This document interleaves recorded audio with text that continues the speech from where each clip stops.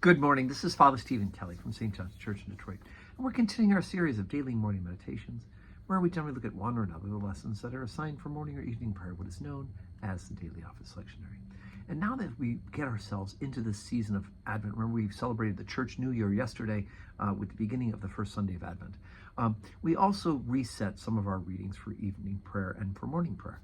And in fact, we're going to work our way through portions of the prophet Isaiah, at both morning and evening prayer. So instead of us just having all of one prophet for morning prayer readings and a different prophet for evening prayer readings, we're going to do morning prayer, Isaiah, and then finish up some more Isaiah here, and then some more Isaiah here, more Isaiah here. So anyway, it's a different way, but to Advent, Isaiah is a great place to be that, because Isaiah begins with this preparation for God's eventual sending the people out into exile, into Babylon, because of their unfaithfulness. And so the prophet Isaiah is calling the people of Israel back into relationship with God and preparing them for what is about to happen.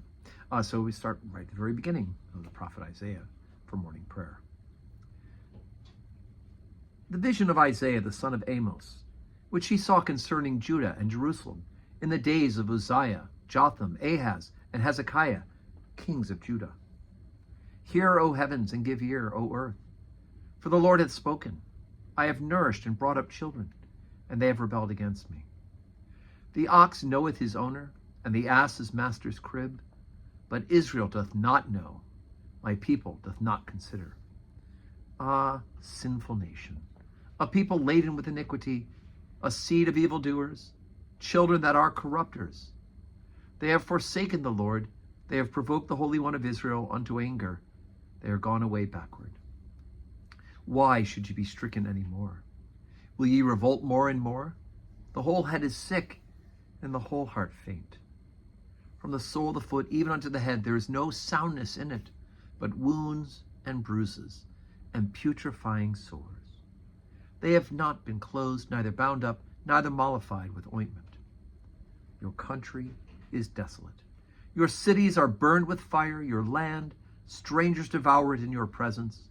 It is desolate, as overthrown by strangers.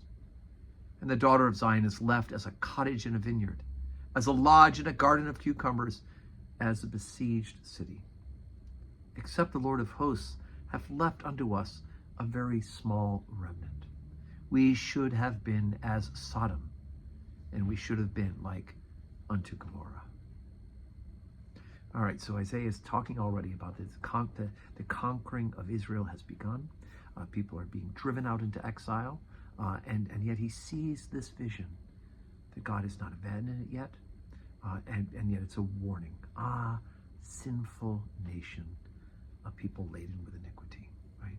So they've provoked the Holy One of Israel. They're the ones who brought this upon themselves, and now Isaiah is calling them to repent and to turn away from their sin.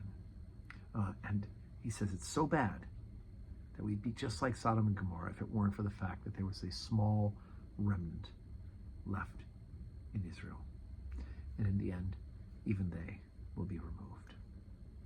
All right, so brace yourself for an Advent full of warnings and preparations for not just what happens historically, but as a reminder to us that the end is coming and we need to be prepared. So today's Monday, 12:15 Holy Communion, 4 o'clock evening prayer, and God willing, we'll see you in church. May you have a Monday that's full of blessing.